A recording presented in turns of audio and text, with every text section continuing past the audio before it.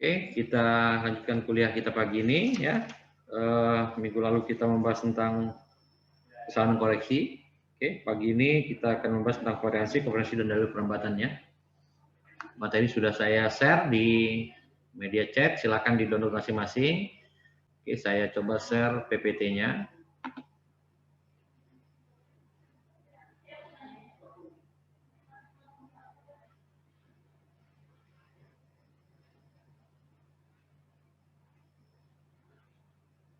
Oke.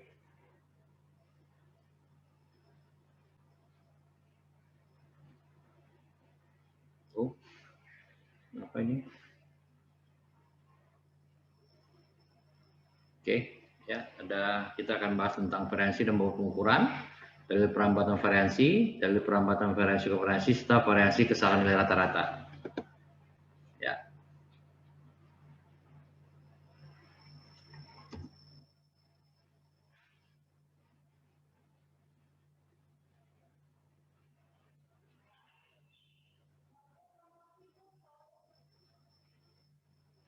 Oke, variasi dan dalil perambatannya. Ya.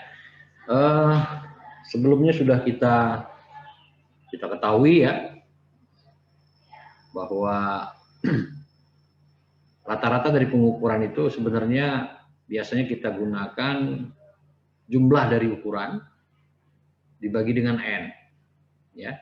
Jadi kalau kita punya ukurannya sebanyak 5 kali, maka biasanya untuk merata-ratakannya tentu kelima ukuran tersebut saya bagi dengan n. Ya, seperti apa yang sudah saya berikan di latihan tugas minggu lalu, ya, untuk penggambaran histogram. Ya. Jadi jumlah pengukuran dari suatu titik yang sama, satu ukuran mengukur satu titik ya, itu diukur berulang, di mana rata-ratanya adalah jumlah ukuran dibagi dengan n.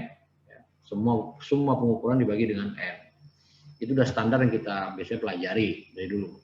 Ya, sehingga kita bisa buat persamaan bahwa ukuran rata-rata adalah 1/n dikali dari sigma ukuran. Cuman masalahnya di sini adalah apakah rata-rata itu adalah nilai yang benar?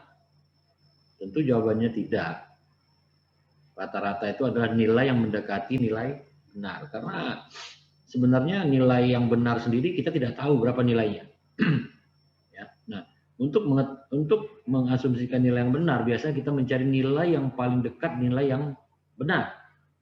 Nah, salah satu nilai yang paling dekat dengan nilai yang benar adalah nilai rata-rata. Ya.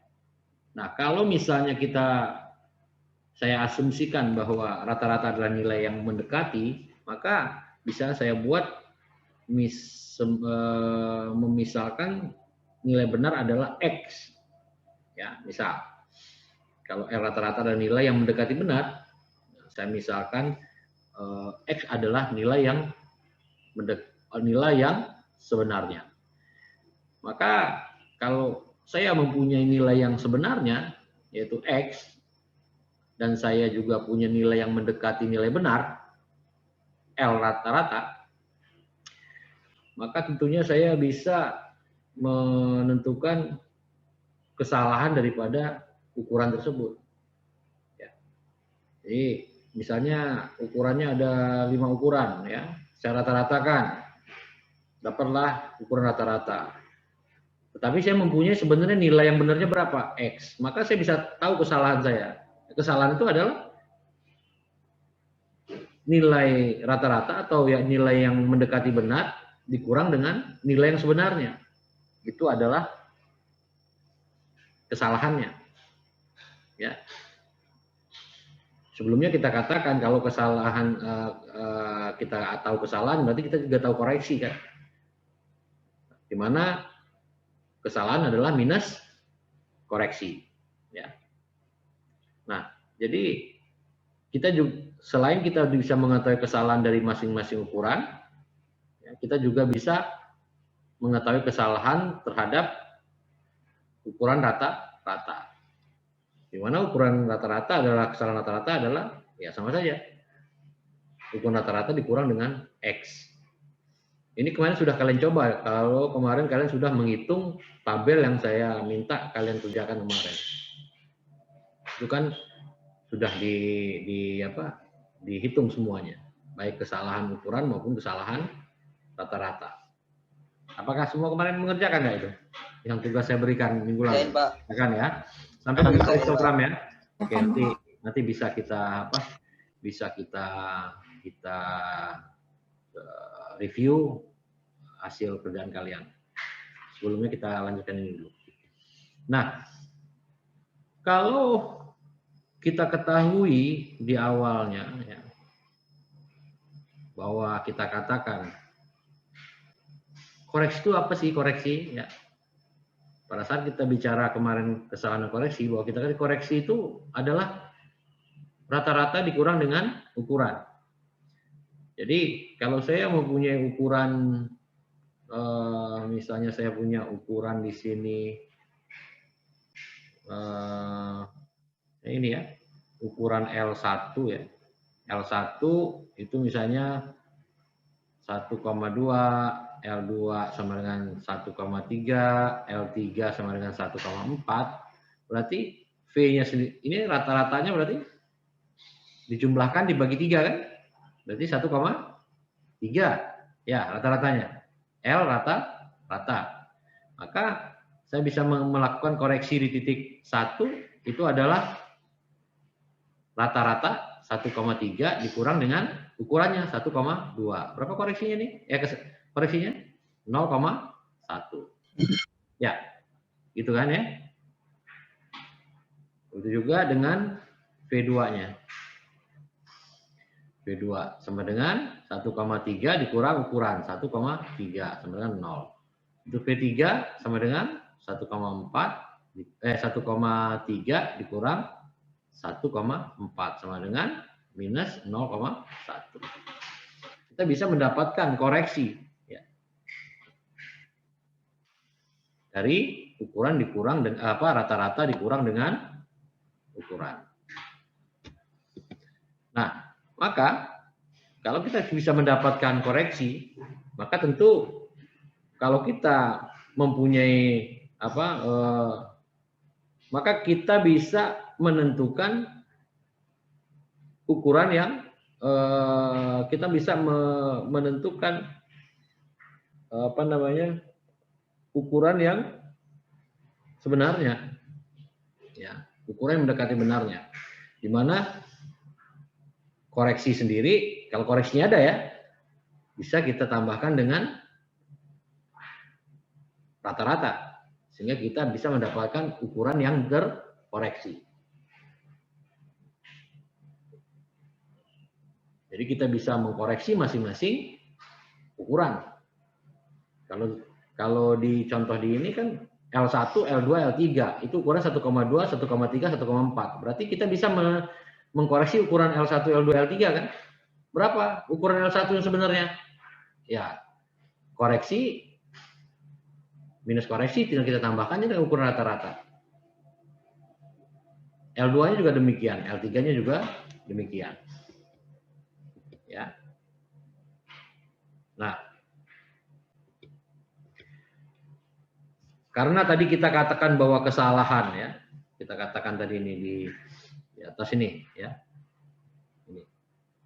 Katakan bahwa kesalahan adalah ukuran dikurang dengan nilai sebenarnya. Maka kalau kita punya persamaan tadi ukuran adalah minus koreksi ditambah dengan L rata-rata, maka kita bisa tentukan persamaannya bahwa kesalahan di titik I itu bisa kita rumuskan menjadi minus koreksi ditambah dengan ukuran rata-rata dikurang dengan ukuran yang sebenarnya. Ya, berdasarkan persamaan yang ini dan yang ini. Oke, lanjut. Nah, dari persamaan yang sudah kita dapatkan itu, karena kita tahu bahwa kesalahan dari rata-rata itu adalah ukuran rata-rata dikurang dengan ukuran yang sebenarnya, maka kita bisa sederhanakan lagi persamaan ini, bahwa ini adalah sebenarnya adalah kesalahan dari rata-rata. Maka kita bisa dapatkan persamaan yang ini. Di mana kesalahan di titik I itu sebenarnya adalah minus dari koreksi ditambah dengan kesalahan rata-rata. Oke, ya sampai di sini bisa dipahamin ya. Nah, secara statistik, teori statistik kita ketahui, kita sudah pernah pelajari dulu waktu SMA juga, bahwa variasi kesalahan itu kan didefinisikan dengan persamaan variasi kesalahan sama dengan sigma dari kesalahan dibagi dengan N. Atau bisa kita sebut bahwa sigma dari kesalahan, kuadrat dari sigma dari kesalahan itu sama dengan N dikali dengan variasinya. Nah, kalau demikian persamaannya, tentu kalau kita lihat dari persamaan terakhir yang kita dapatkan tadi, ya, persamaan terakhir yang kita dapatkan tadi, ini saya clear dulu nih.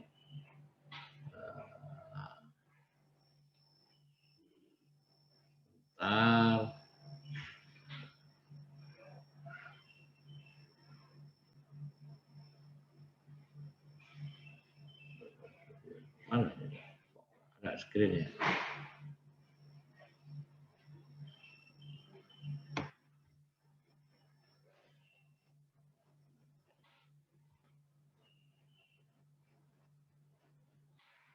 Screen, membersihkan screen. Mana membersihkan screen?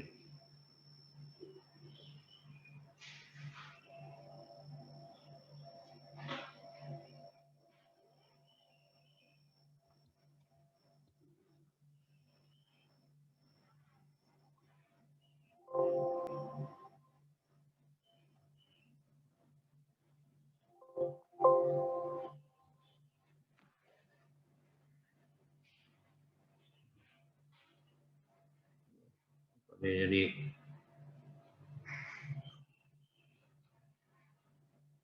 kenapa saya tidak bisa membersihkan screen-nya?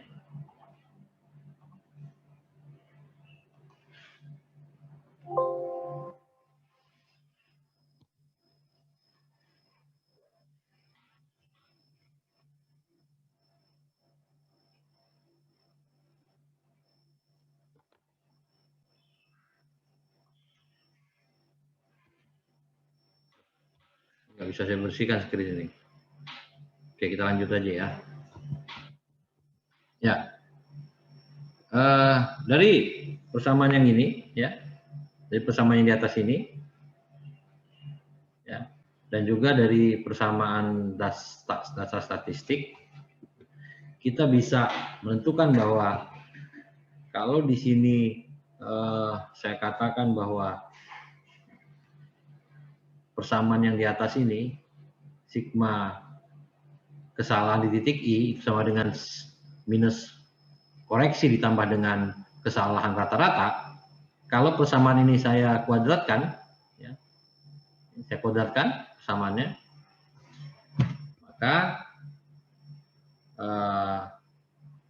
bisa kita selesaikan persamaannya. Kalau kita kuadratkan, maka akan kita dapatkan sigma atau saya clear dulu ini biar dia blank. Ya. Maka tadi kalau misalnya tadi saya umpamakan bahwa sigma kesalahan di titik I itu sama dengan min P di titik I ditambah dengan kesalahan di L rata-rata, ya. Maka kalau ini saya kuadratkan, akan saya dapatkan, ya, saya kuadratkan ya, ini. Maka sigma I kuadrat sama dengan berarti PI kuadrat ditambah ya, minus ya, minus PI sigma kesalahan di titik R rata-rata kuadrat ya, minus berarti ini minus lagi PI sigma L rata-rata ditambah dengan sigma L rata-rata kuadrat atau PI kuadrat minus 2 PI sigma L plus kesalahan L, kesalahan di ukuran rata-rata. Ya, sini kan? Ini sama dengan kuadrat.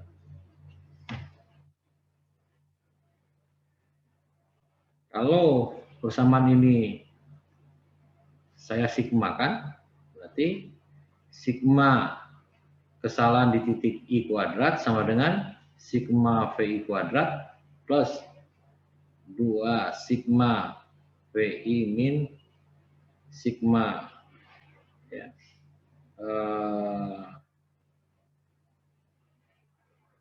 sigma VI L plus sigma epsilon kuadrat rata-rata.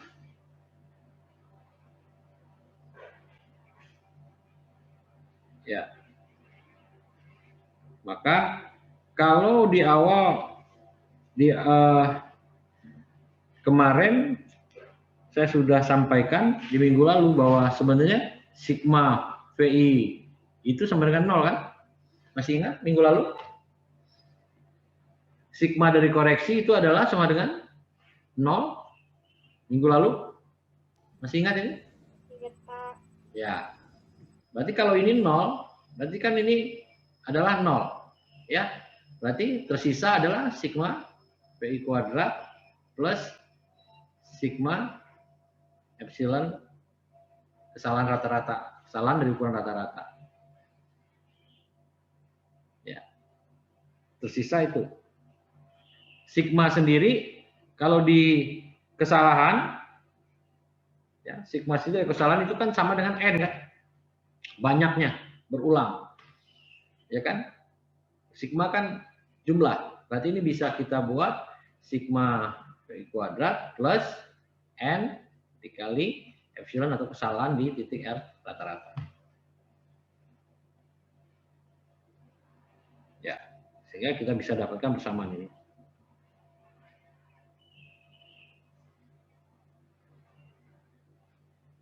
Ya. Oke. Nah, di awal tadi, di awal jika kita tentukan variansi tadi di awal, variansi kan di awal lihat tadi di slide-nya di awal, mana tadi ya? Ini ya. Variansi ini. Jadi variansi sama dengan sigma kesalahan rata-rata ya, sigma kesalahan dibagi dengan n. Berarti di awal tadi kita dapatkan bahwa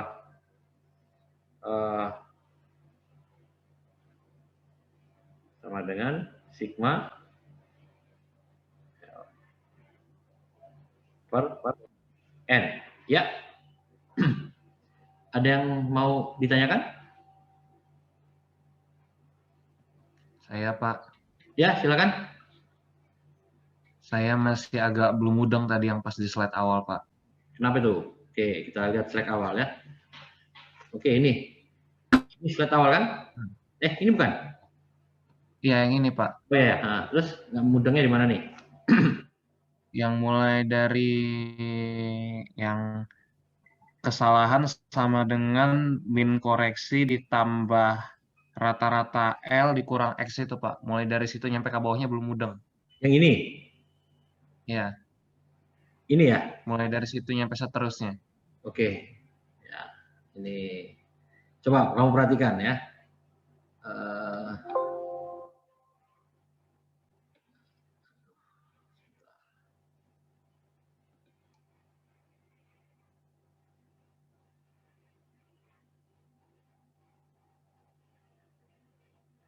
Nah, ini bisa dipahami ini ya. Sebenarnya ukuran rata-rata adalah jumlah ukuran dibagi dengan N kan? Bisa ya, bisa dipahami ya. Nggak ada masalah itu ya.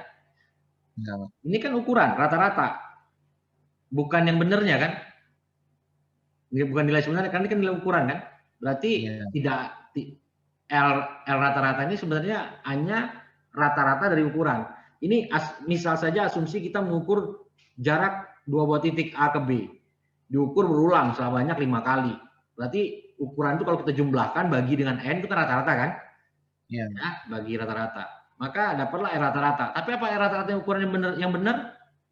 Belum tentu. Nah, makanya R rata-rata adalah nilai yang mendekati benar. Nilai yang mendekati benar. Maka kita pasti punya nilai yang sebenarnya kan? Harusnya nilai sebenarnya ada kan? Nah, nilai sebenarnya itu kita asumsikan sebagai X ya. Nggak paham ya? Jadi kita bisa dapatkan kesalahannya.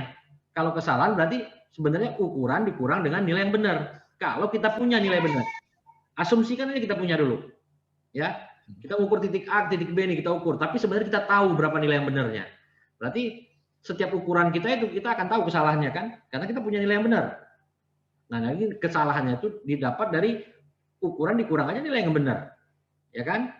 Nah, kesalahan dari ukuran rata-rata juga bisa kita tentukan. Ukuran masing-masing bisa kita tentukan, ukuran rata-rata juga bisa kita tentukan kesalahannya.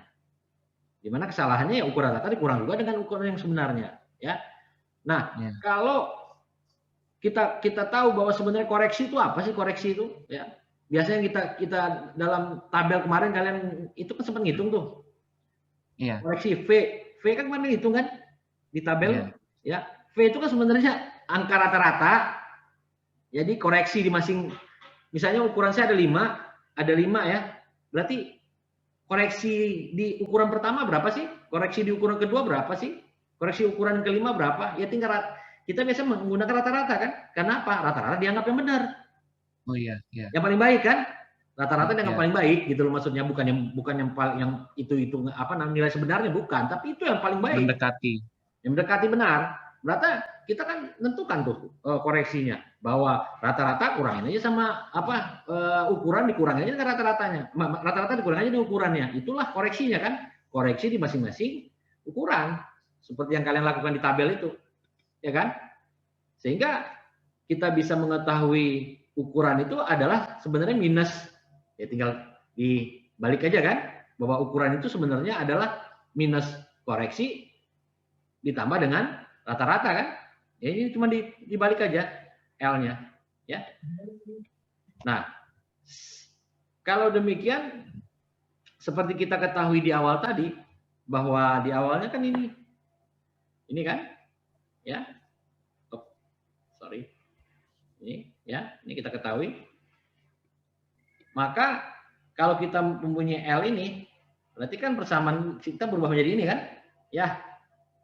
Ya, ini tinggal dimasukin ke sini kan. Berarti kesalahan itu adalah minus V ditambah dengan L rata-rata dikurang dengan X kan. Ya, oke. Ya, cuma memasukkan persamaan ini aja loh. Ini kan dimasukkan ke sini nih. Ya. Oke, jadi dapatlah persamaan ini kan. Iya. Ya. Nah, karena juga sebelumnya ini kan kita ketahui di awalnya ini. Ya. Iya, Pak. Ya. Ya kan? Ya. Bahwa kita ketahui bahwa kesalahan di rata-rata itu sebenarnya adalah kesalahan kurang nilai sebenarnya kan? Berarti oke? Ya. Maka kita bisa karena ini adalah sebenarnya nilai dari rata-rata, maka persamaannya bisa menjadi ini kan? Oke? Ya. Loh. Ini loh. Ini kan sebenarnya ini. Berarti min VI plus L rata-rata dikurang X. Ini kan persamaan? Ya. Iya. Kesalahan di titik itu sebenarnya adalah minus VI ditambah dengan kesalahan rata-rata. Oke? Ya. Oke. Oke? Nah, ini dicatat ya bahwa sebenarnya kesalahan di titik I itu adalah minus dari koreksi ditambah dengan kesalahan ukuran rata-rata. Oke? Gimana Pak? Gimana tadi? Kenapa? Gimana tadi? Yang minus dari koreksi? Ya ini di persamaan yang ini, ya. Ini kan sampai sini udah ini kan, udah ngecun kan di sini? Ya. Oke. Ya. Bahwa kesalahan itu adalah minus koreksi ditambah dengan ukuran rata-rata dikurang dengan ukuran yang sebenarnya. Ukuran yang sebenarnya. Ya kan? Nah, sekarang kalau saya lihat lagi bahwa ini itu sama dengan minus VI kan? Ditambah dengan L rata-rata dikurang dengan X. Ya. Ini apa sih? Apa ini? L rata-rata dikurang X. Kesalahan rata-rata.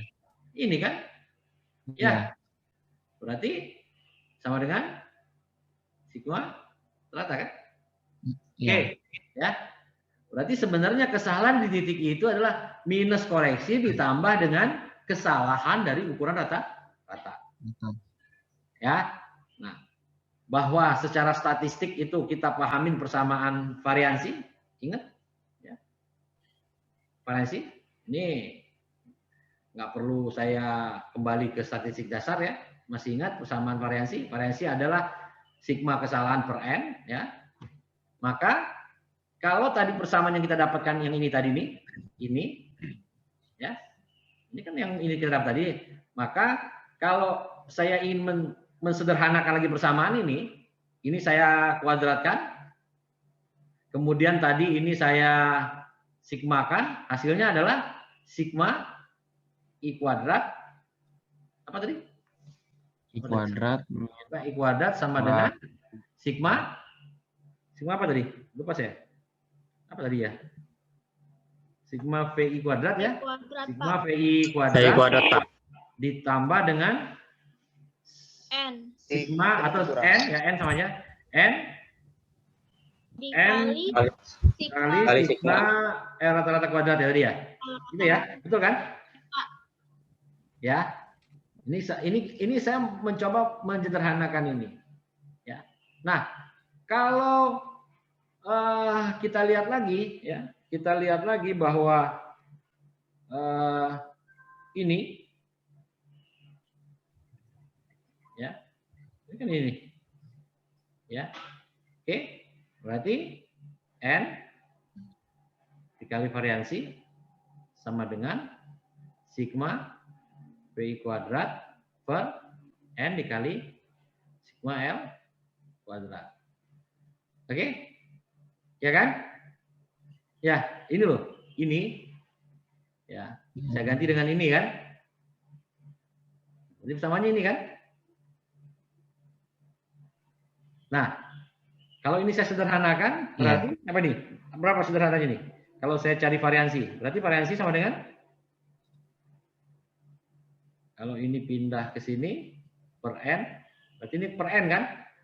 Sigma VI kuadrat plus n per n kan? Per n berarti kalau dia per m sigma VI kuadrat sigma berarti ini sigma sama dengan VI kuadrat dibagi sigma VI kuadrat plus n plus epsilon L kuadrat ukuran rata-rata per n kan? Berarti bisa sigma VI kuadrat plus n, oh ini n ya, n per n ya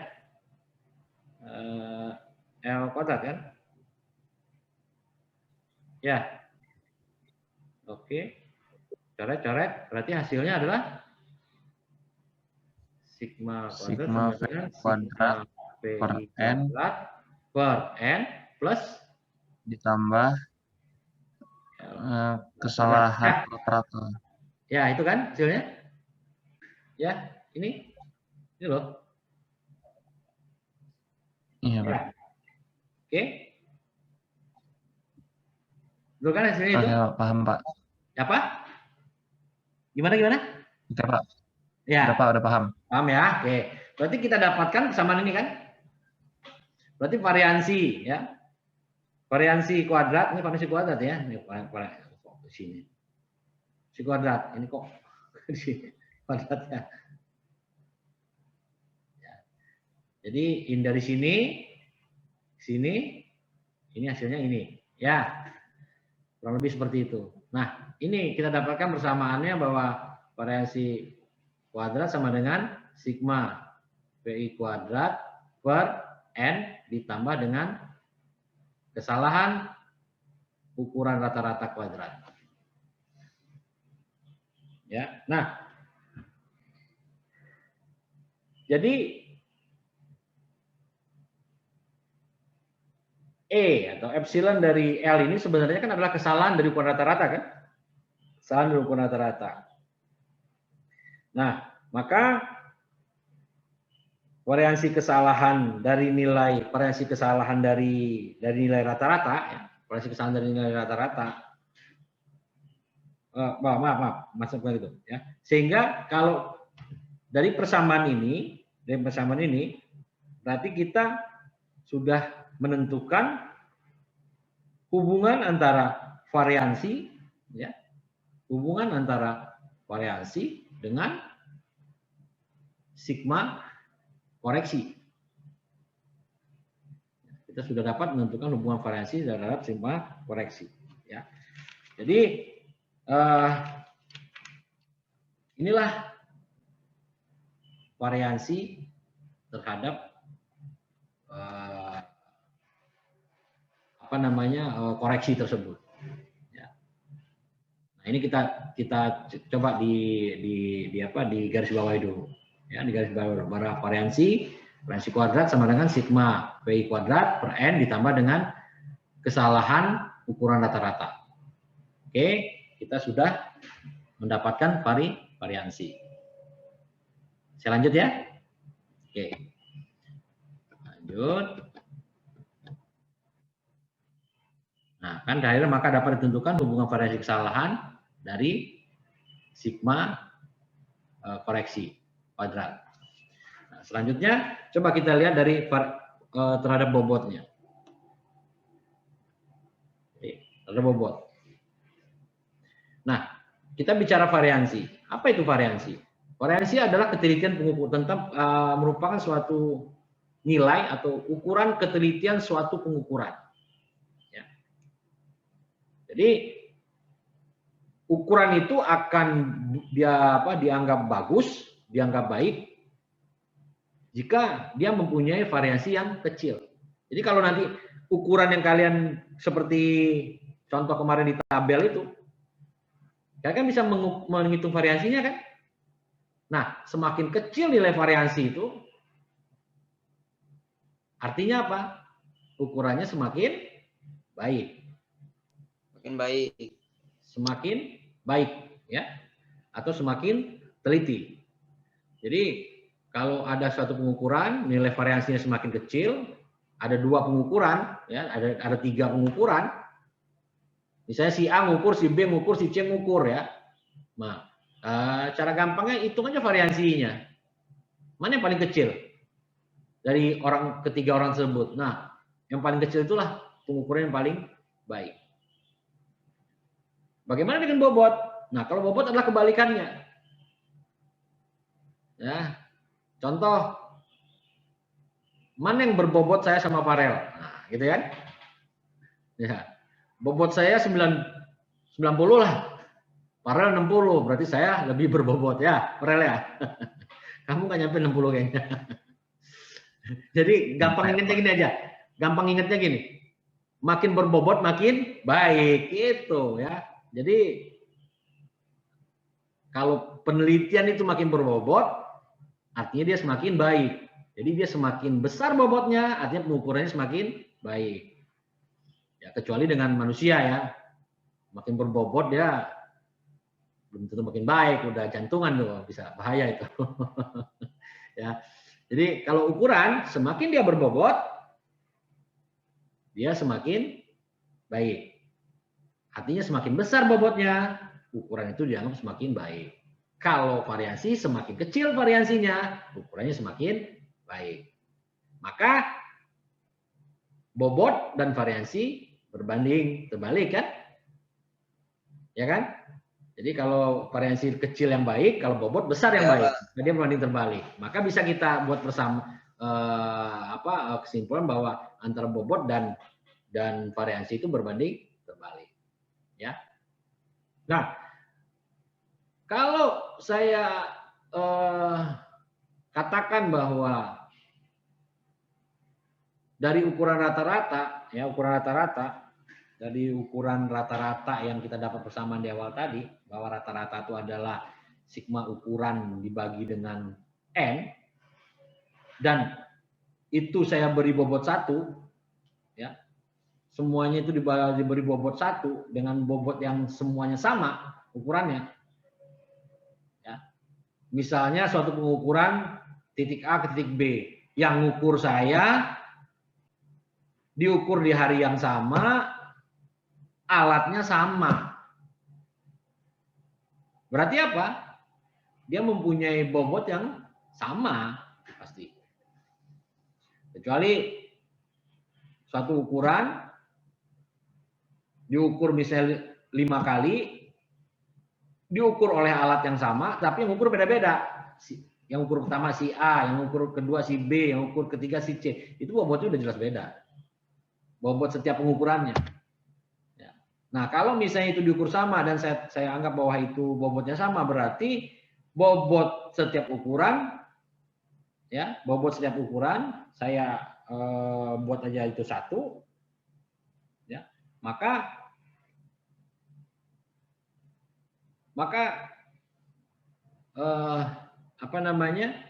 saya bisa katakan karena pengukuran tersebut tidak berkolerasi dengan pengukuran yang lain. Ya. Karena apa? Karena dia tidak ada ketergantungan dengan pengukuran yang lain juga. Nah, tapi jika pengukuran, misalnya pengukuran 1, 2, 3 dan seterusnya, dia mempunyai bobot yang tidak sama, maka setiap ukuran juga mempunyai variasi yang berbeda. Kalau dia bobotnya sama, berarti variasinya juga akan sama kan? Kalau suatu bobot ukuran itu sama, variasinya juga akan sama. Tapi kalau bobotnya berbeda, variasinya juga akan berbeda. Oke? Nah, kalau demikian halnya, maka bobot itu sama dengan variasi karena dia berbanding terbalik. Ya. Maka bisa saya selesaikan persamaannya bahwa bobot dikali variasi, bobot ukuran yang ke I itu dikali variasi sama saja dengan bobot ukuran ke J dikalikan variasi di titik J sama dengan bobot di titik bobot di N dikali dengan variasi kuadrat di N. Itu harus konstan. Ya. Nah, kalau tadi kita asumsikan jika variasi untuk masing-masing untuk bobot 1 itu sama dengan misalnya variasi baku, ya, sebagai suatu variasi baku, maka nilai konstan tadi juga merupakan variasi baku. Sehingga persamaannya bisa kita tulis seperti ini. Sehingga bisa kita keluarkan bahwa sebenarnya variasi adalah variasi baku dikali dengan bobot atau dikali dengan bobot yang diinverskan. Oke, bisa paham sampai sini? Kaitan bobot dengan variasi. Ya, jadi kalau intinya gini deh, kalau kalian menelaah lebih gampangnya. Kalau dia bobot bobotnya itu sama, variansinya kok pasti sama. Kalau bobotnya berbeda, variansinya pasti beda. Yang perlu diingat lagi adalah variansi kebalikan dari bobot. Variansi semakin kecil, pasti bobotnya akan semakin besar. Kalau ada ukuran variasinya kecil, pasti bobotnya membesar. Kalau ada variasi ini terlalu besar, pasti bobotnya mengecil. Ya, kalau itu dibandingkan dengan ukuran-ukuran yang lainnya. Sehingga hubungannya adalah variansi itu sama dengan variasi baku dikali dengan inverse dari bobot tersebut. Atau dikali dengan seper bobot. Oke, kita lanjut. Nah, sekarang saya masuk ke dalil perambatannya. Ya, kalau tadi kita sudah bicara variansi dan bobot, kita masuk ke dalil perambatannya. Ya. Sebelumnya saya di awal juga sudah mengatakan ada dua kesalahan, sistematik dan acak. Satu lagi yang besar. Besar oke lah, ya. Nggak usah kita permasalahkan. Karena kalau dia udah kesalahan besar kan udah nggak usah dipakai datanya. Tapi kalau dia masih mengalami kesalahan sistematik, itu masih bisa kita perbaiki. Ya. Nah, kalau saya mempunyai ukuran L1, L2, L3 dan seterusnya, ya, maka saya bisa ya ini harusnya sudah kalian pernah bahas di statistik, ya. Statistik semester kemarin ya, semester genap ya. Harusnya di statistik ini sudah dibahas nih perambatan kesalahan sistematik dan kesalahan acak. Oke, nggak apa-apa. Semester 1, Pak. Ya? Statistik semester 1, Pak. Oh, semester 1, bukan semester 2. Iya, Pak, semester 1. Jadi mungkin rada-rada lupa gitu, Pak, karena udah lama. Oh, baru belum nyampe setahun masa udah lupa. Ya. Gimana nanti kalian udah lulus dari sini? Udah lulus udah bertahun-tahun itu kan? Nah, pokoknya kalau lupa masih enak ya. Yang paling repot itu kalau nggak tahu, ya itu repot. Kalau lupa artinya pernah tahu kan gitu ya. Jadi kalau lupa, kalau pernah tahu kan tinggal baca aja lagi. Kalau udah baca lagi nanti pasti ingat. Atau kalau orang lupa diingatkan dia pasti tahu gitu kan. Nah, mudah-mudahan asal jangan tahu nggak tahu. Nah ini repot. Ya. Oke. Ada dua kesalahan kan di awal juga harus saya katakan, sistematik dan acak. Ya, secara konsep dasar dari konsep dasar kesalahan sistematik dan acak ini harusnya kalian sudah paham bahwa kita bisa melihat perambatan kesalahannya. Ya, ya kalau ada kesalahan misalnya ada ukuran L dan ada mempunyai kesalahan sistematik sebesar D, ya. Di perambatan kesalahan ya, di perambatan kesalahan. Oh iya, saya kemarin sempat ini nggak, sebelum saya lanjut, saya sempat ngasih tugas nggak kalian untuk tugas membaca ya, mencari misalnya turunan fungsi aljabar, mereview lagi. Udah saya kasih tahu belum? Belum, Pak. Belum ya? Wah. Belum, Pak. Belum. Nah, catat dulu deh. Ini tugas buat kalian, tapi bukan kumpul ya. Ya, kalau kan nanti saya bingung ininya mumpung masih di awal-awal. Yang penting kalian pelajari yang pertama adalah coba kalian cari turunan fungsi aljabar. Ya, cari dan pelajari lagi. Ya, bukan cari lah, pelajari lagi lah maksudnya, artinya diingat kembali. Turunan fungsi aljabar. Ya, ada turunan pertama, turunan kedua, gitu ya. Masih ingat kan? Terus ada rumusan turunannya. Mungkin yang kalau misalnya perkalian U kali V sama dengan gitu kan? Atau pembagian U dibagi P sama dengan U aksen dikali V dikurang U V aksen dibagi V kuadrat ya. Itu ya, masih ingat kan rumus-rumusnya itu? Ya itu kalian cari lagi lah. Nah, turunan fungsi aljabar itu, ya. Nah, jadi dari turunan fungsi itu yang jelas kalian harus mencari turunan fungsi penjumlahan, perkalian, perbandingannya atau pembagiannya, ya. Nah, apa sih misalnya U per V, U aksen ditambah V, misalnya U plus P, U aksen tambah V, gitu kan? Ya, ingat lah. Apa nggak lupa-lupa banget ya. Nah, kemudian selain yang penting juga kalian harus cari lagi tentang turunan fungsi trigonometri. Nah, ini kayaknya agak banyak yang agak alergi nih dengan turunan fungsi trigonometri. Ya, sin kosan ya.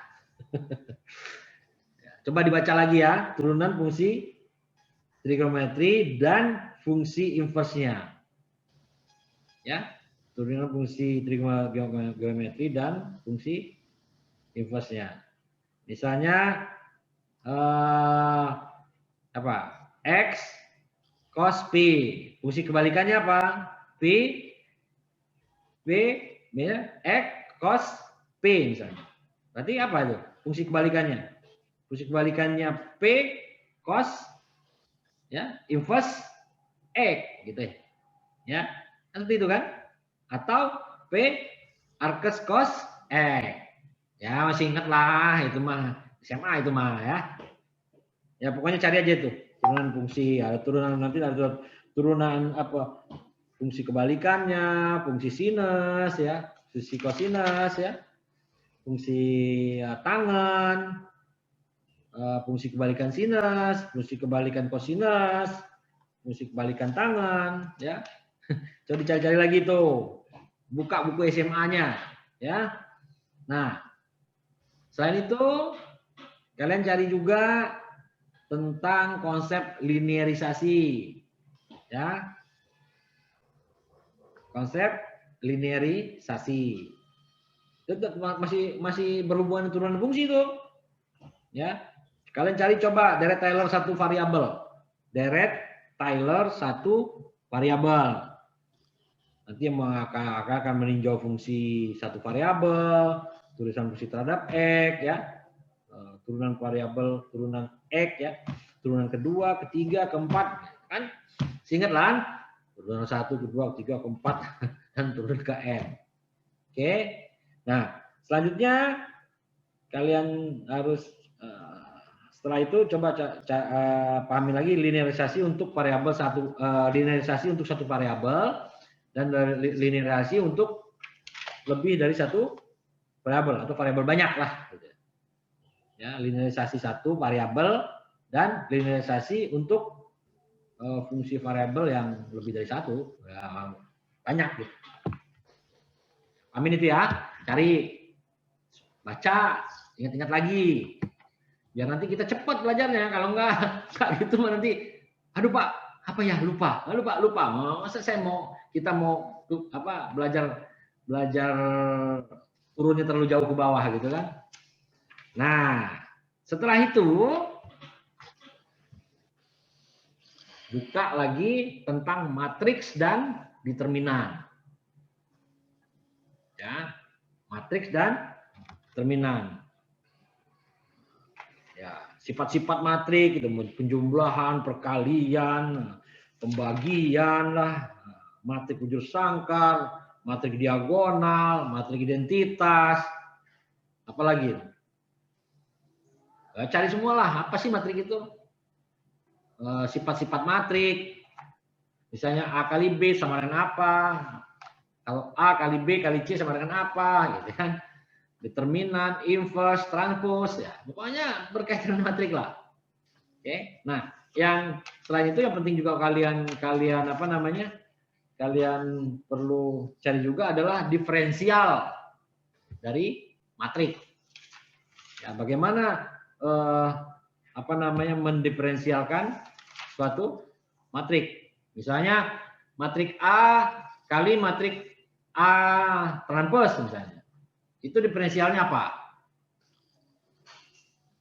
Kalau saya katakan misalnya X kuadrat, ya diferensialnya apa? Ya kan? 2X gitu ya. Nah, kalau dia matrik misalnya. Matrik misalnya gimana matrik? Ya. Nah, itu perlu kalian apa? Kalian cari lagi. Ya. Terus sifat matrik, teser matrik, banyak lah matrik itu mah. Rank matrik, matrik, apa? Yang biasanya yang agak sedikit jelimet itu inverse kan? Inverse, menghitung inverse matrik. Agak jelimet itu kan? Kalau 2 kali 2 masih enak.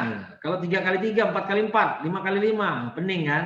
Nah, untuk itu supaya kalian tidak pening melakukan urusan matrik ini, nah, kalian coba selain itu mempelajari juga bagaimana memproses hitungan matrik di software.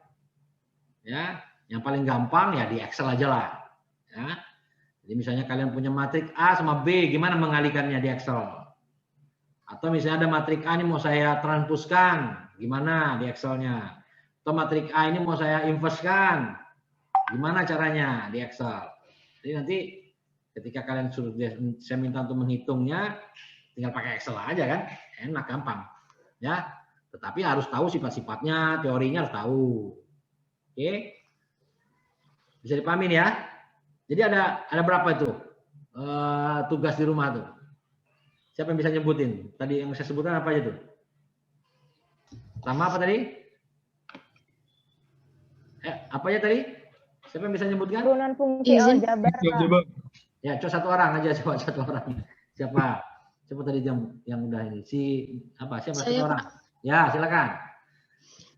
Jadi yang disuruh pelajari itu yang pertama turunan fungsi aljabar, ya, rumus turunannya juga, terus turunan fungsi trigonometri, konsep linearisasi, deret Taylor satu variabel dan variabel banyak, terus ada matrik determinan, kemudian diferensial matriks. Iya, yang terakhir?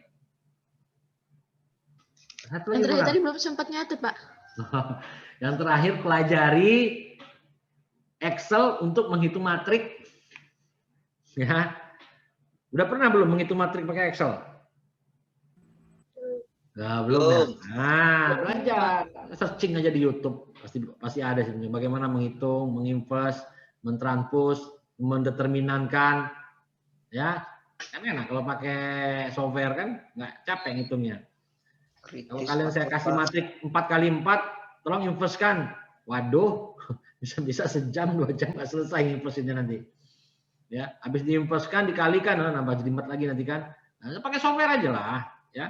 Tapi kalian paham, nggak perlu lagi lah belajar cara menghitungnya. Saya anggap udah biar bisa lah, ya. Udah lulus SMA semua udah pada bisa lah. Nah, untuk mempermudah kita, ya terserah mau pakai apa aja menghitungnya. Saya tidak menentukan, tapi yang paling gampang dan pasti kalian punya ya Excel. Kayaknya aneh lah kalau ada mahasiswa nggak punya Excel. Ya, nah, minimal kalau nggak ada Excel dari Microsoft, ya Excel dari Google atau Excel-nya dari OpenOffice ya. Terserah aja lah. Pokoknya cari software penghitung apa namanya itu. Kalau Excel itu penghitung apa ya? Kalau Word misalnya kan software pengolah kata, kalau Excel pengolah angka ya. Jadi apalah software pengolah angka kalian pakai serah gitu. Ya mau nggak punya Excel pakai kalkulator kalau sanggup ya pakai kalkulator nggak apa-apa ya. Tapi kalau saya sih lebih merekomendasikan pakai software. Karena kemungkinan nanti kalau kita ngitungnya matriknya paling kecil biasanya 3 ya, 3 kali 3. Paling besar ya bisa 20 ya. Nah, kalau kalian suruh ngimpesin matrik 10 kali 10, kalau nggak klenger. Kalau itu manual, kalau nggak pakai software ya. Ya, jadi coba dipelajari cara ininya. Karena nanti ketika kita dapat persamaan, saya juga untuk mempermudah kalian dalam perhitungan nanti persamaan itu kan bisa kalian buat di Excel kan, sehingga ketika menghitung juga mempercepat kalian ujian kalau nanti kita ujiannya ada hitung-hitungannya. Ya, bisa di ini ya, dipahamin ya. Oke. Tadi sampai mana ya kita ngobrol tadi? Oh ya, sini. Ya.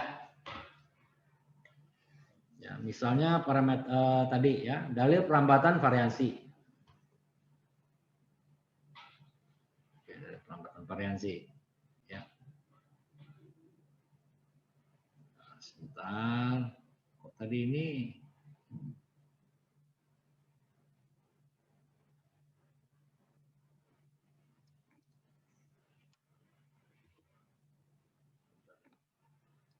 Oke.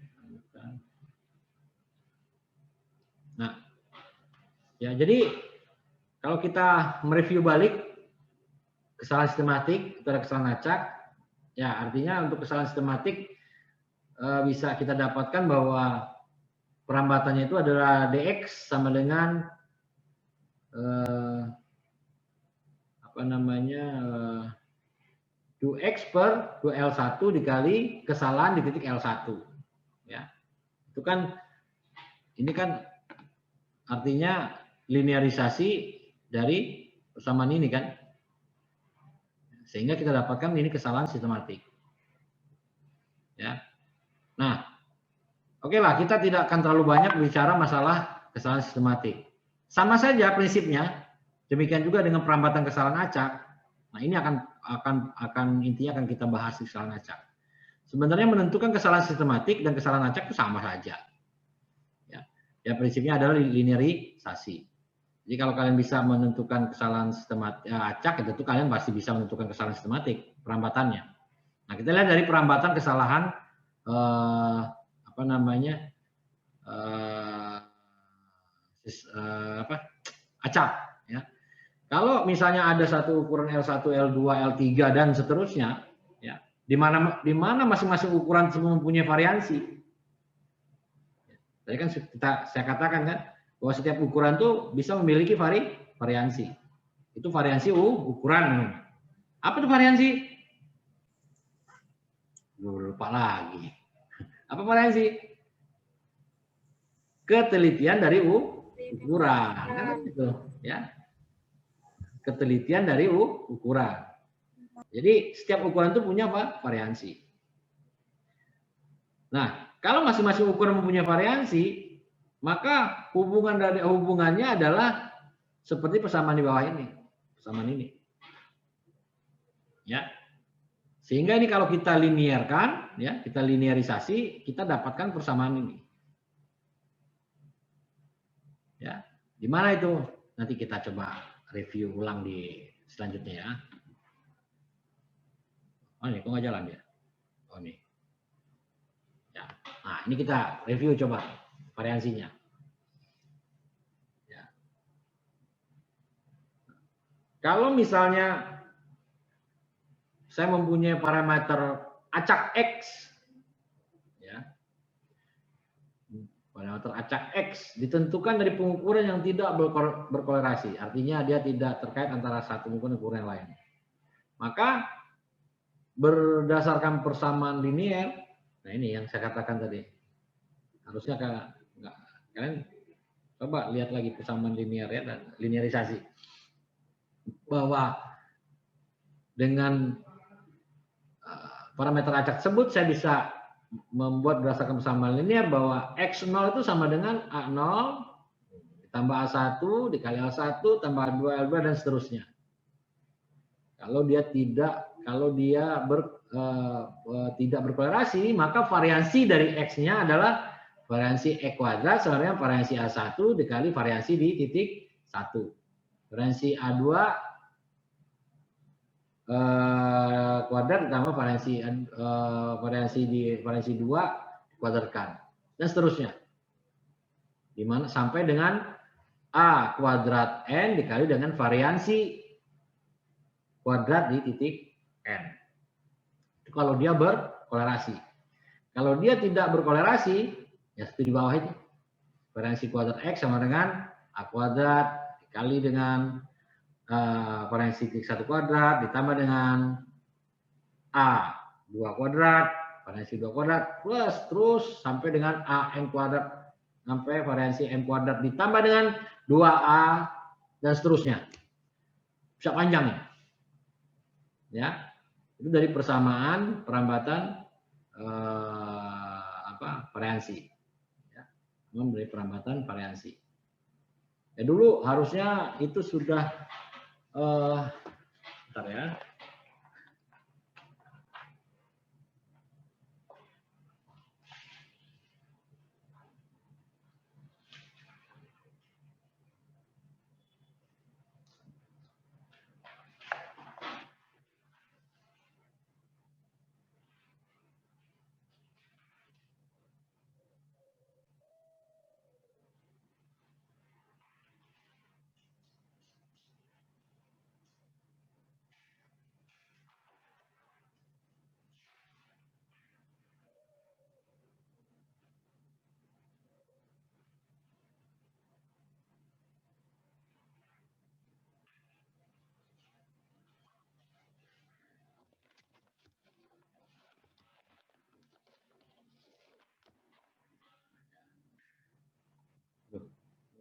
Sampai sini. Oke, ya. Jadi mungkin perlu saya review sedikit.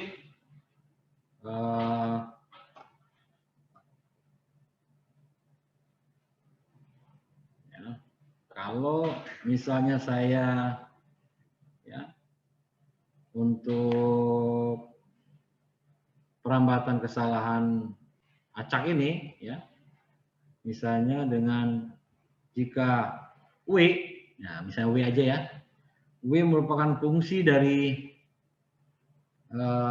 X, Y, dan Z, ya, maka perambatannya adalah ya W merupakan fungsi dari X, Y, dan Z, di mana X ini adalah atau pengamatannya, maka W sendiri adalah variansi di W sendiri adalah variansi di W adalah sama dengan du ya per du X ya kuadrat dikali dengan variansi di X kuadrat ya, karena fungsinya X, Y, dan Z, berarti ditambah dengan du Y kuadrat per Y kuadrat ditambah dengan per Z kuadrat ditambah ya per du Z kuadrat ya, itu kan dalil perambatannya.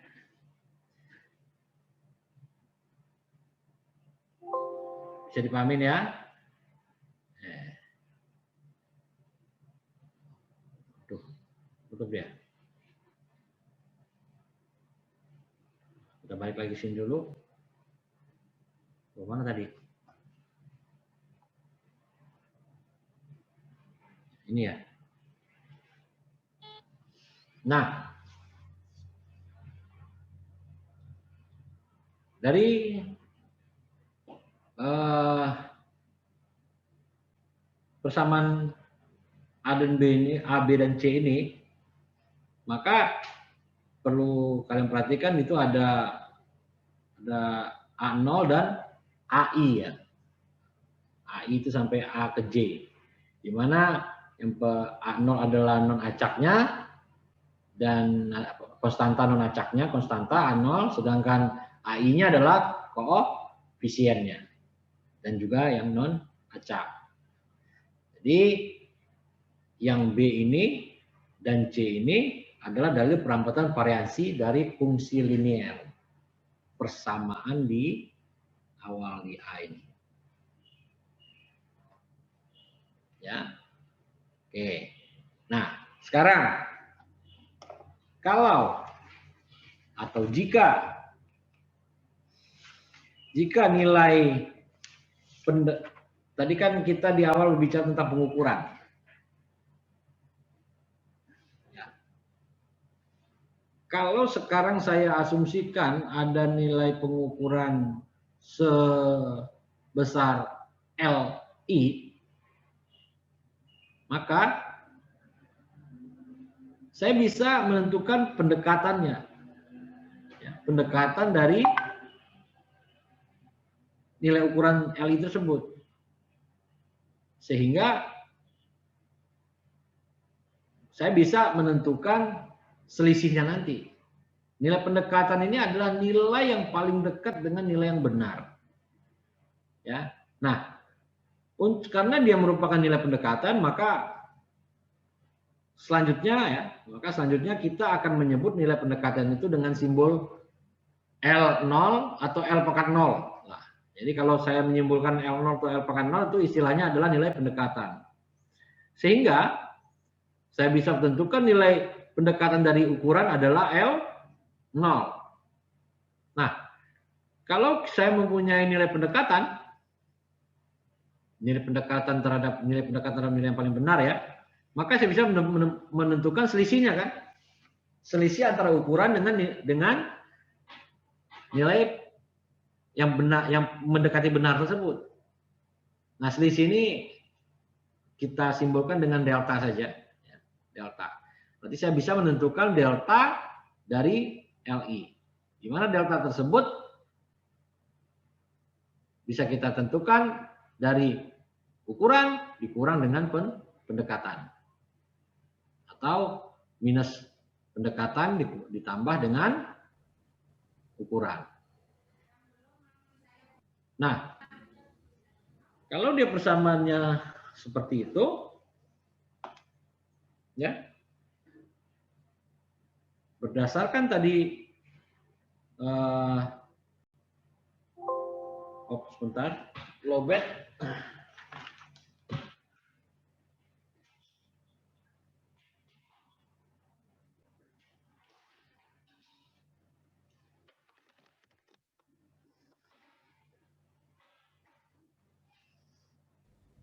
Ya. Pak. Ya. Untuk absen kelas B kapan ya, Pak? Oh ya. Kelas B. Sebentar ya, sebentar lagi ya. Atau sekarang juga boleh. Ya, Pak. Anggap aja kita break dulu sebentar ya. Kalian absen, break 15 menit, nanti kita lanjutkan sambil absen ya. Oke.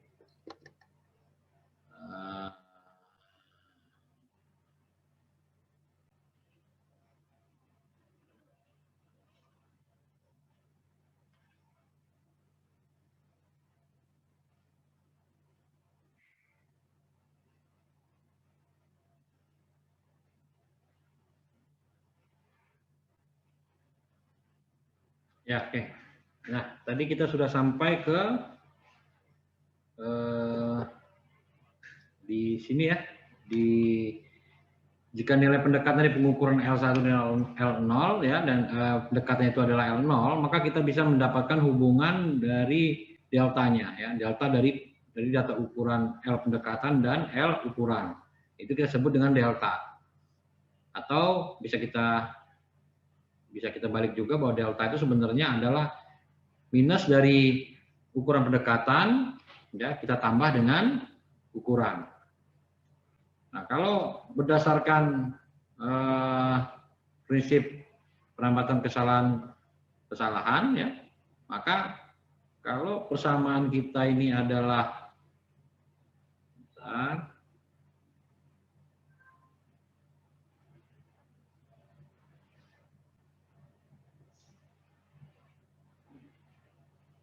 ya, kalau persamaan kita ini adalah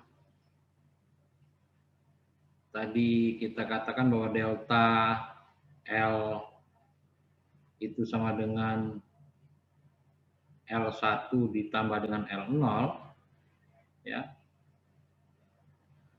Maka kita bisa menghasilkan pelambatan kesalahannya. Coba kalau ini fungsinya adalah fungsi dari delta LI ini, delta LI ini fungsi dari L0 ya, LI, maka variansi dari delta LI sama dengan ya, DF per du L0 kuadrat kita kalikan dengan variansi di L0 kuadrat kita tambah dengan F per dual I, ya, kuadrat, kita kali dengan LI kuadrat. Sehingga bisa kita dapatkan, karena ini adalah konstanta, berarti ini kan 0, ya, 0, ya, 0, kita kali dengan dual 0, ini akan tetap 0, ditambah dengan turunan pertamanya ini adalah 1, ya, kita kali dengan 1 kuadrat, ya, dengan LI kuadrat. Maka kita akan dapat menghasilkan LI kuadrat sama dengan LI kuadrat. Oke. Nah, ini akan kita dapatkan ini. Ya. Jadi, Maaf Pak sebelumnya. ya. Oke, ada Di layar saya nggak kelihatan Pak oretannya itu Pak. Oh gitu? Oh, tidak Iya, terlihat. Pak. Apa mungkin cuma saya ya Pak ya? Enggak, yang lain terlihat nggak yang lain? Yang Iya, lain? Pak. Hah? Apa? Nggak kelihatan. Nggak ada. Enggak ada. Muncul coretannya, Pak. Oke. Coba saya stop dulu ya. Stop share. Oke.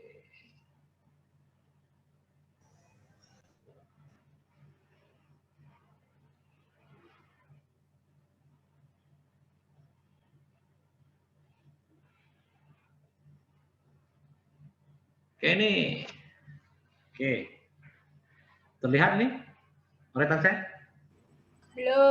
Belum Pak. Enggak terlihat? Belum, Mbak. Enggak ya? Oke, Belum. Oke. Aduh. Belum. Ada masalah apa? Stop. Oke. Saya stop share dulu.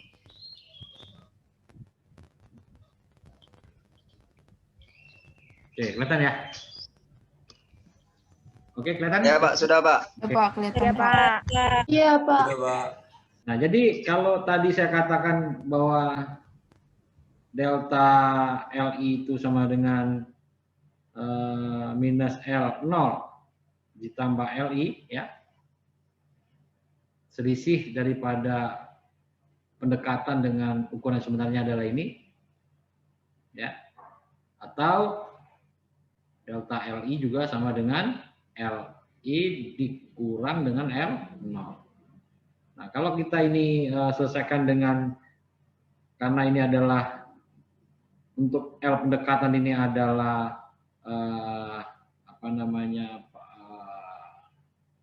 konstanta, maka untuk mendapatkan variansi di delta LI itu sama dengan, ya, kita linearkan dulu per L0 kuadrat, ya. Kita kalikan dengan variansi di L0-nya, kita tambah dengan LI kuadrat tambah dengan LI. Karena ini adalah konstanta, diturunkan pasti 0 hasilnya. Apapun turunan terhadap ini juga dikalikan dengan 0, pasti 0. Ditambah dengan turunan terhadap LI, turunan terhadap LI pasti 1 kan? Turunan terhadap X kan 1. Ya. Jadi turunan terhadap LI juga 1 kan? Dikali dengan variansinya. Maka variansi di terhadap LI kuadrat sama dengan delta LI kuadrat. Ya. Oke. Nah, jadi secara umum bisa saya katakan, bisa kita lihat bahwa kalau dia ada suatu parameter acak X, ya, dengan fungsi ada L1, L2 dan seterusnya sampai Ln, maka dari parameter acak ini dapat kita linearisasikan dengan persamaan X sama dengan X0 konstanta ditambah dengan FL per L1 ya. Maaf, ini tertulis. Coba saya buat tulisan baru. Oke, saya ulangi lagi ya.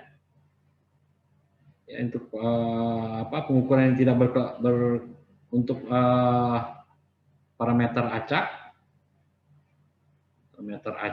misalnya X yang tidak berkorelasi,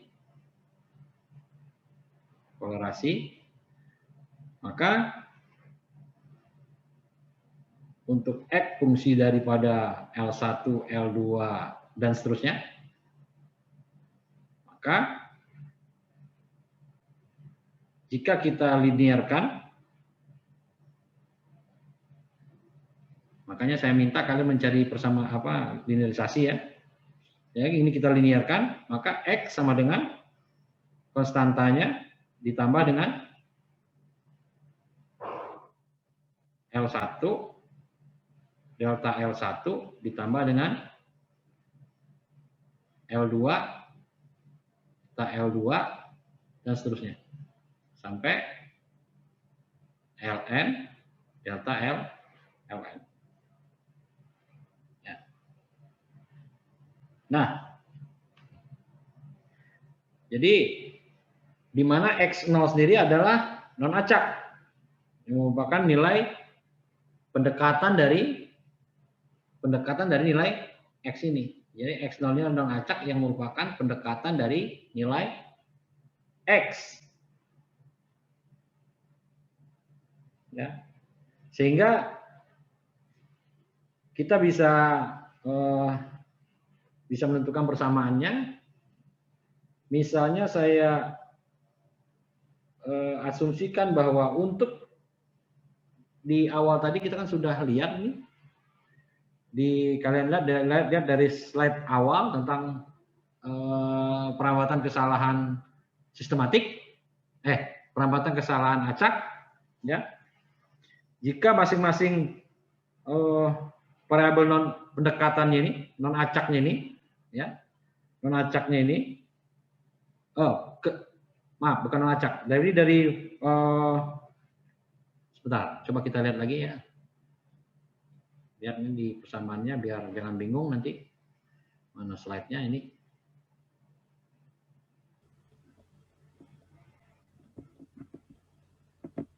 Nah, ini. Ya. Kan sama dengan ini tadi persamaannya. Ya. Sama dengan ini. Jadi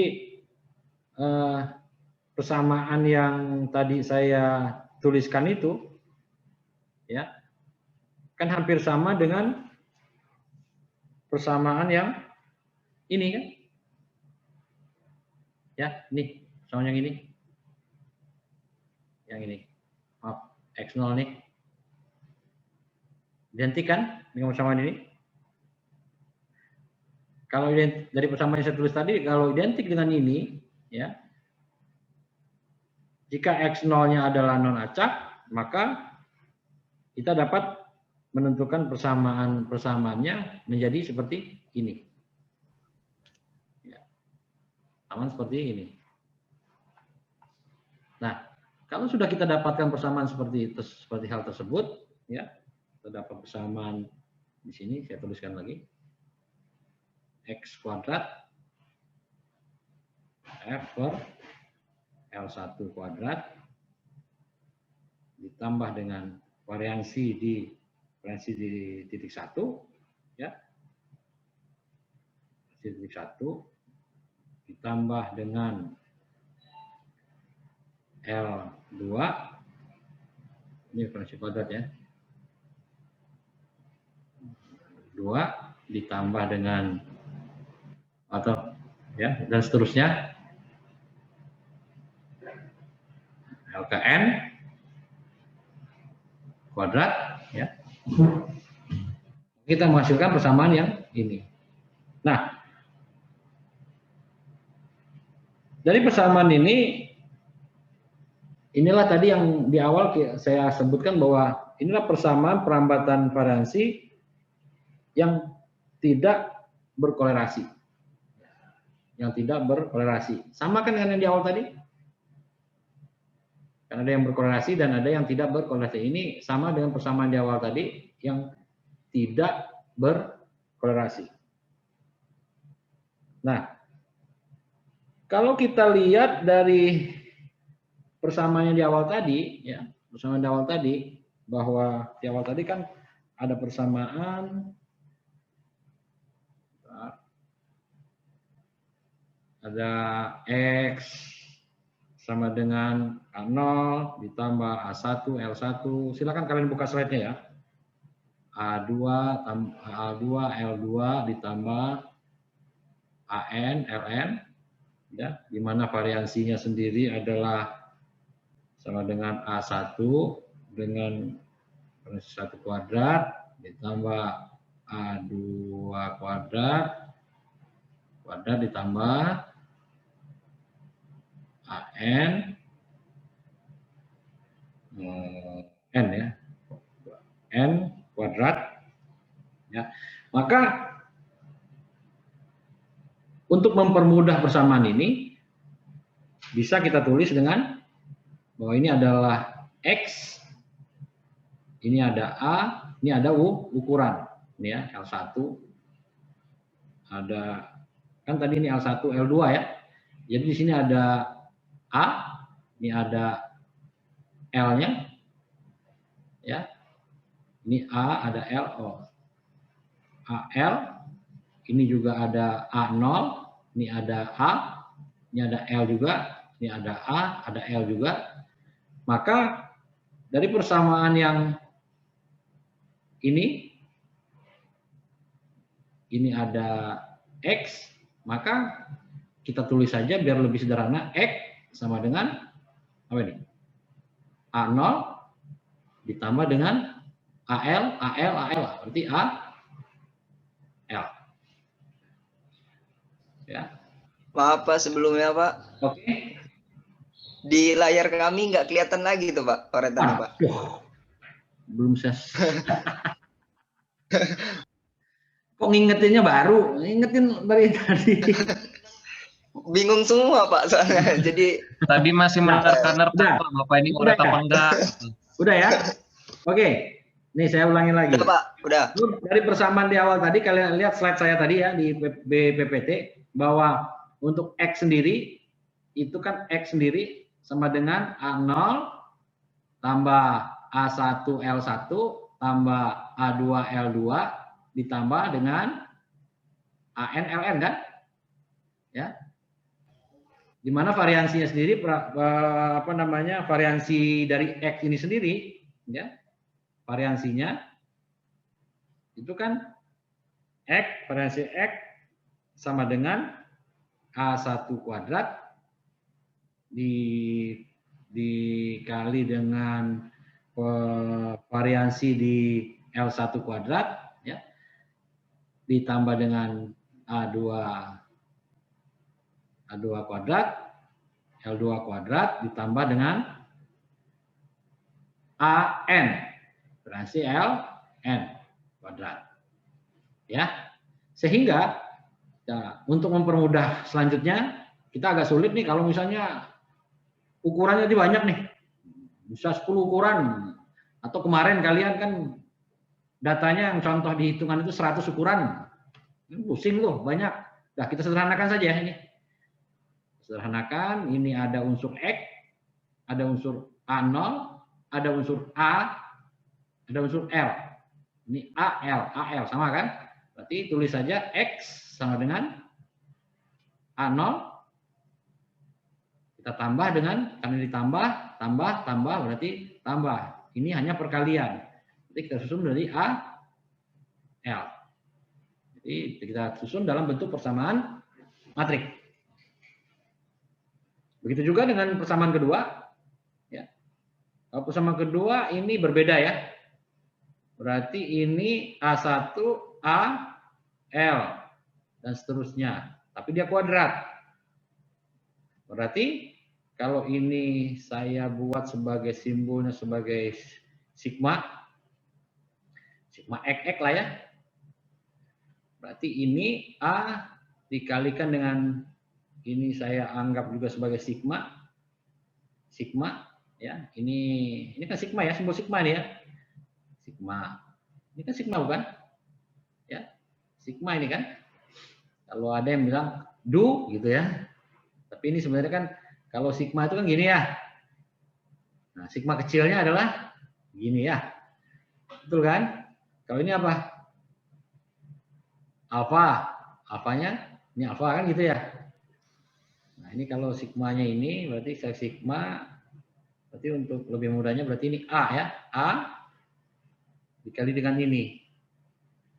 Dikali dengan sigmanya. Karena ini kuadrat, dia sama, berarti tinggal dikalikan dengan A supaya dia kuadrat. Kalau karena dia matrik, berarti harus kita transpuskan kan, baru dia bisa. Berarti sigma XX sama dengan A dikali sigma dikali A transpus. Ya, betul. Ya. Coba kita buktikan dulu ya. Kita buktikan misalnya kalau misalnya fungsi saya tadi ada X, misalnya A0. A0, jadi ini kan X ya. Ditambah dengan A1, misalnya A2, atau sampai A3, ini X, A0, ditambah dengan A, dikali dengan L kan, berarti L-nya harus ditambahkan L1, L2, L3. Ya, berarti ini kali ini, betul kan? A0 berarti sama dengan A0 kan? A0 ditambah dengan A baris kali kolom. Berarti A1 kali L1. Baris kali kolom ditambah dengan A2 kali L2. Ditambah dengan A3 kali L3. Ya, berarti sama kan sama ini?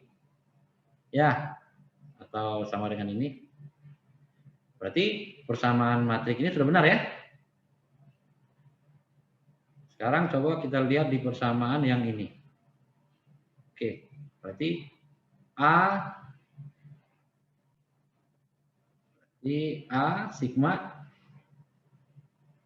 kalau ini kita anggap sebagai sigma tadi, sebagai sigma berarti A-nya misalnya A1, A2, ya, A1, A2, A3.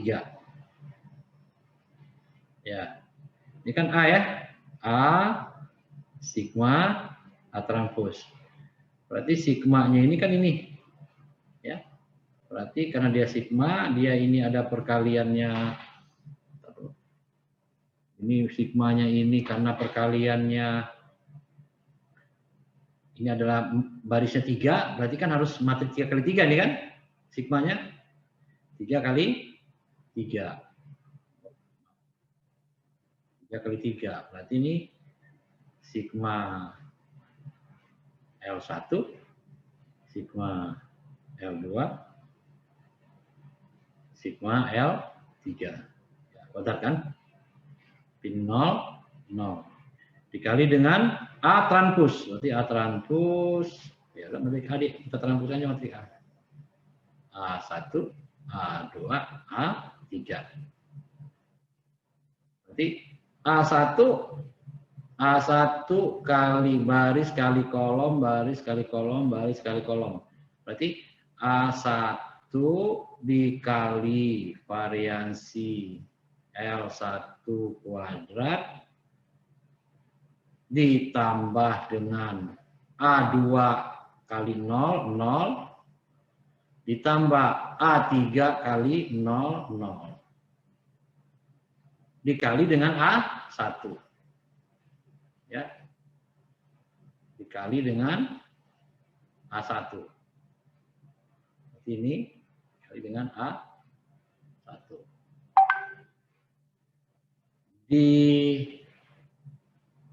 Ditambah dengan, berarti baris kali kolom ya. Ini A1 kali ini 0, berarti 0 ya. Ditambah dengan A2 kali variansi 2. A2 variansi L2. Dikali dengan A3 kali ini. 0, berarti 0. Dikali dengan, berarti dengan A2. Ya, tambah dengan yang ketiga. A1 kali ini 0. A2 kali ini 0. A3 kali L3. Jadi A3 L3. Dikali dengan A3. Berarti A1, ya, kalau kita sederhanakan lagi, A1 L1 kuadrat dikali A1. Berarti kuadrat ya. Ditambah dengan A2 kali L2. Ups. Bentar. Ya. A2 L2 kuadrat dikali dengan A2. Berarti kuadrat. Ditambah dengan A3 dikali dengan variansi L3 dikali dengan A3. Ini A3 di kuadrat. Ya, berarti sudah sama ya. Ini dengan ini. Berarti persamaan kita tadi adalah X A0 ditambah ya, matriks X sama dengan matriks A0 ditambah dengan matriks A dikali dengan matriks L untuk persamaan ini. Itu persamaan yang selanjutnya adalah, karena ini X berarti kita anggap sigma X berarti dikali dengan A dikali sigma dikali dengan A transpos. Berarti ini karena ini matriksnya sama-sama berarti ini nanti 1 ya, ini 1 kan dikali N dikali N kali 1 ya. 1 kali N kali N kali 1. Maka nanti hasil matriks sigma XX adalah 1 kali 1.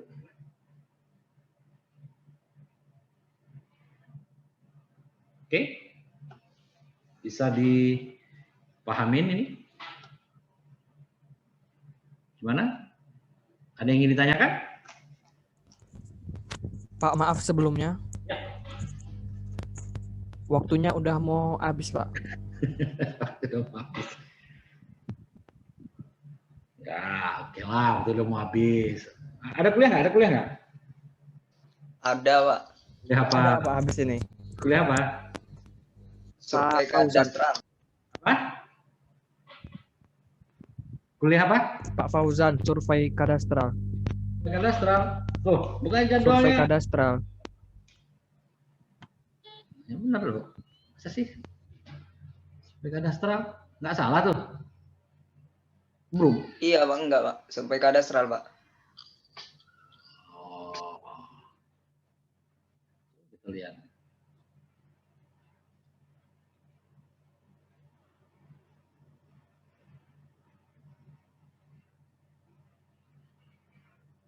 Survei kadastral. Oh, semester 5. Iya, Pak, yang semester 5. Iya, Pak, ngambil semester 5. Kita Berapa orang ambil yang mata ambil? kuliah atas pas satu angkatan. Berapa orang yang ngambil? Ngambil semua ini? Hampir satu kelas, Pak. Ngambil satu kelas? Semua, Pak. Semua ya? Jam berapa mulainya? Ya, Pak. Jam berapa? Jam 11, Pak. Jam 11? Jam Pas, jam 11 pas? Hah? Iya, Pak. Oke, nanti Iya. Iya. Iya, Pak, jam 11. kalau gitu saya teruskan sedikit lagi ya. Sebelum jam 11 ntar kita selesaikan. Ya, Pak. Kita juga tadi udah telat sih.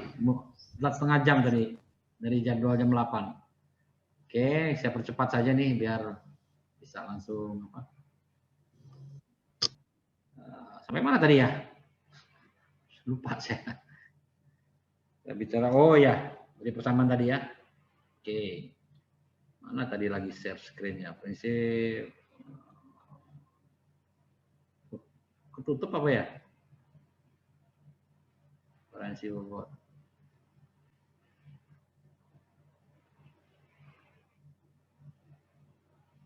Oh, ini dia.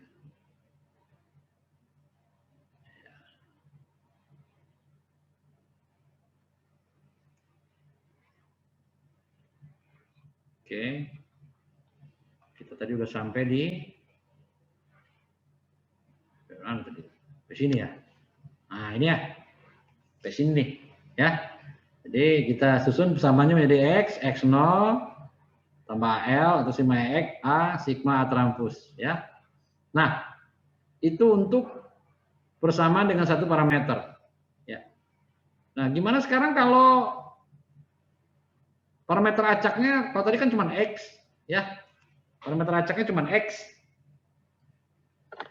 Bagaimana kalau parameter acaknya sekarang lebih dari 1, 2 misalnya, atau bisa aja 3 atau 4. Sekarang kita anggap aja parameter acaknya lebih dari 1. Asumsikan 2. Parameter acaknya ada X dan Y. Tentu persamaannya akan seperti ini kan. Kalau tadi kan cuma 1 nih, ini aja. Kalau 2 berarti X dan Y. Berarti X sama dengan ini, Y sama dengan seperti ini.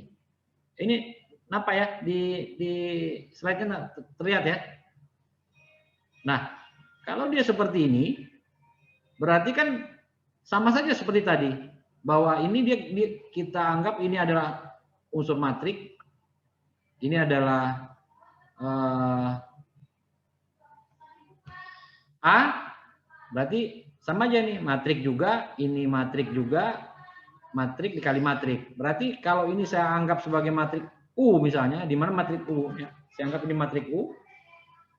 Ya. Ini adalah matrik H ditambah dengan ini matrik H, ini H0 ya, pendekatan. Ini adalah matrik H, ini matrik L. Berarti persamaannya bisa U H0 ditambah dengan HL. Di mana U-nya adalah X dan Y, H0-nya sama dengan tadi ya, sama dengan tadi yang saya jelaskan tadi. H0-nya A0 dengan B, H-nya adalah A dengan B. Sehingga kita bisa mendapatkan persamaannya tadi ini U sama dengan H0 tambah HL. Kalau tadi kan A sama dengan A0 ditambah AL ya. Nah kalau ini kita bedakan simbolnya jadi U karena dia lebih dari 1, nggak hanya X. Berarti kita dapat persamaannya sama aja dari U sama dengan H0 HL. Sehingga untuk persamaan selanjutnya adalah sama saja. Kalau tadi kan sigma XX, sekarang sigma UU. Sigma UU sama dengan H dikali sigma dikali H transpus. Sehingga kalau misalnya ini saya kalikan, kalau H tadi kan unsurnya A dan B kan? Ada A, ada B, ya. Ini baris A, ini baris B. Berarti A dan B dikali sigma, ya. Dikali sigma dikali A dan atau H transpus, ya. A atau AB transpus. Maka kita akan hasilkan sigma UU adalah 2 kali 2 A transpus, A dikali sigma A transpus, A dikali sigma B transpus, ya. A dikali sigma dikali A transpus, A dikali B dikali sigma A transpus, A dikali sigma B transpus, B dikali sigma B transpus. Sehingga kita dapatkanlah ini. Persamaan ini. Ya. Itu untuk UU. Nah, perlu kalian ingat lagi di dalam atau gini dulu deh. Biar kita simpulkan dulu ini. bahwa sigma UU adalah ini, ya. Ini perlu kalian perhatikan, sigma UU berarti hasilnya adalah ini. Di mana ini tadi penjelasannya hampir sama dengan penjelasan yang di awal tadi nih, ya. Kalau ini kan hanya satu parameter, hanya X. Nah, sekarang kita sebarkan dia menjadi dua, kita tambah dia menjadi parameter bukan cuma satu seperti ini tetapi dua. Sehingga kita dapatkan U H0 tambah HL dan sigma UU H sigma H transpose. Kita hasilkanlah dia sigma UU itu adalah isinya adalah matrik ini. Ya, matrik ini. Nah, kalau misalnya di awal tadi kita sempat membicarakan masalah bobot, ya. Sebenarnya ini kan matrik variansi kovariansi ini. Ya. Unsur dari matrik variansi kovariansi. Nah, bagaimana dengan variansi kovariansi untuk variansi baku terkait juga dengan bobot pengukurannya. Nah, di awal tadi kita sudah mendapatkan kan ini variansi ini. Bahwa variansi adalah variansi baku dikali P inverse.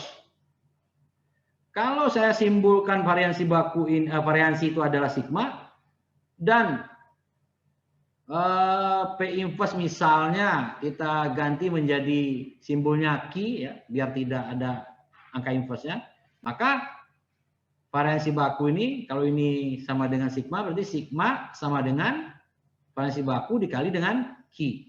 Atau ini, ya, untuk mempermudah aja nih kita ganti simbol-simbolnya. Jadi ini kan sama dengan ini, ya, dengan asumsi sigma ini adalah variansi, Q ini adalah P inverse. Nah, kalau P tadi kan dia bobot berarti dia matrik diagonal, ya, untuk matrik diagonal berarti dia adalah P1, P2, anggap aja bobot itu adalah P, berarti dia P1, P2, P3, P4 dan seterusnya. Kalau udah diinverskan, berarti kan tinggal diinverskan aja nih. Seper P1, seper P2, dan seterusnya. Ya, berarti ini adalah matrik Q. Ini adalah matrik P. Ya. Nah, kalau kita kaitkan lagi dengan persamaan yang ada di atas tadi, ya, yang ini yang sudah kita hasilkan ini, maka kita bisa menghasilkan hal yang sama. Hal yang sama. Kalau tadi itu adalah sigma, ya, kofaktor, maka kofaktor, ya, jadi kofaktor dari kebalikan dari bobot, kofaktornya dari bobot P tadi kita asumsikan sebagai Q kan, ya, kofaktor dari bobot ini, maka di sini juga kita bisa menggunakan hitungan yang sama, kita bisa menghasilkan kofaktor sekarang, ya, kita anggap aja ini sebagai simbolnya Q, biar lebih gampang. Berarti dengan hal yang sama kita akan juga menghasilkan persamaan yang sama, ya. Di mana kalau tadi menggunakan sigma, sekarang menggunakan Q, sama saja A Q A transpose dan seterusnya. Sehingga kita dapatkan tadi kalau dari tadi itu adalah dari sigma UU tadi, ya, sigma UU itu adalah ini, sedangkan ini adalah untuk kofaktornya Q adalah ini. Nah, kalau ini saya rangkum, saya bisa menghasilkan ini. Jadi dari variansi kovariansi ini, dari persamaan U sama dengan dua parameter, ya, X dan Y, di mana persamaannya adalah A0 A dikali L dan B0-nya adalah B dikali BL, maka variansi kovariansi terhadap sigma XX, ya, ini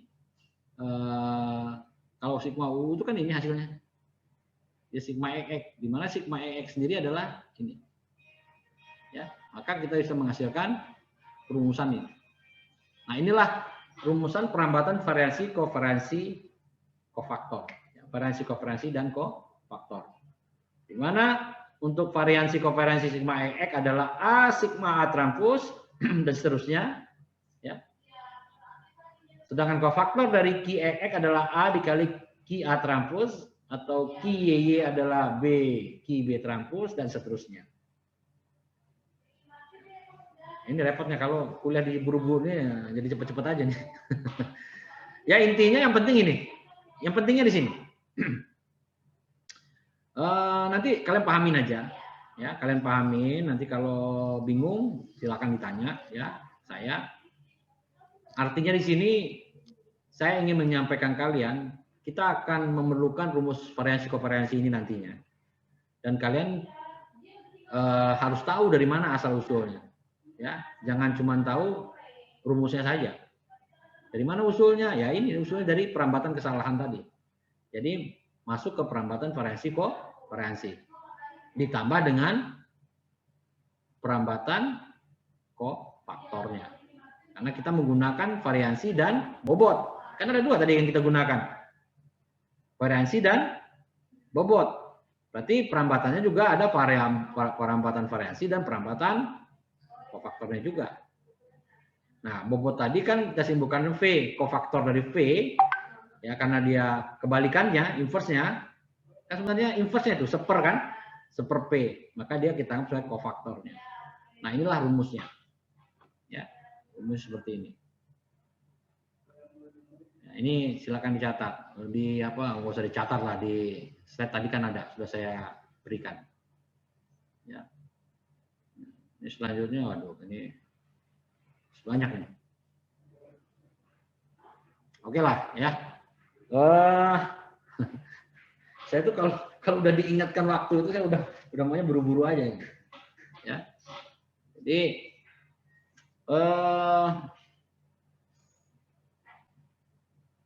ada yang ingin ditanyakan?